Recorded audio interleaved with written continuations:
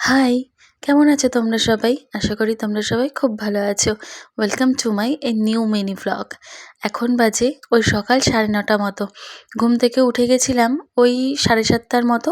তারপরে বাবা মা গেল হচ্ছে হসপিটালে। আজকে বাবার চেক আপ আছে। তো বাবা মা বেরিয়ে যাওয়ার পর ভাবলাম আজকে রান্নাবান্নারও তেমন কোনো চাপ নেই, তাই আর একটু ঘুমিয়ে নিই। ঘুম তো আর হয়নি, ওই একটু ফোন ঘাঁটছিলাম। তারপর বরকেও ডেকে দিলাম, ও উঠে ফ্রেশ হতে গেল।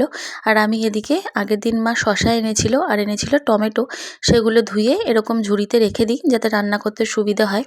আর আজকে থেকে আমার নতুন ডিউটি শুরু হয়েছে, আর সেটা হচ্ছে এই কাঁচা হলুদ খাওয়া একটা টুকরো করে বাবা আমার জন্য কেটে রেখে গেছে। বাবা তো নিজেও খায় আর আমার জন্য কেটে রেখে যায়।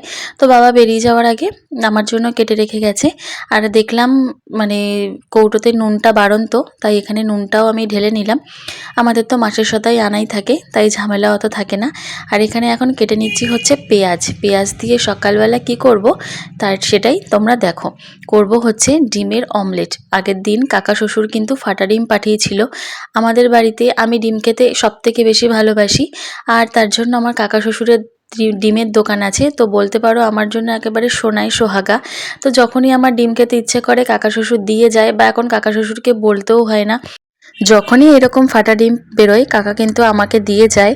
আর এটা এখন ম্যান্ডেটরি হয়ে গেছে বলতে পারো। আর আমার কিন্তু ডিম সবথেকে ফেভারিট, মাছ মাংস সবথেকে কিন্তু ফেভারিট হচ্ছে আমার ডিম।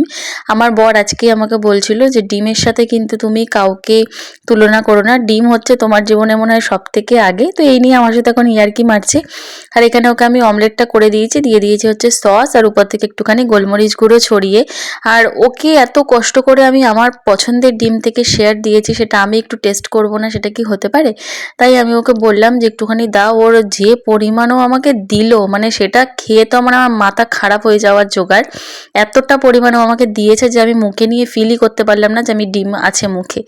তো যাই হোক, বুঝেই নাও কতটা দিয়েছে। আর আজকে দুপুর মানে সকালবেলা আমার পান্তা খাবো। আজকে সারাদিন বলতে গেলে আমি পান্তাই খাবো, তার কারণটা কি সেটা তোমরা নেক্সট ভিডিওতে জানতে পারবে। আর এখন সকালবেলা পান্তাটা খেতে যা স্বাদ লাগছে কি বলবো তোমাদের। চলো টাটা।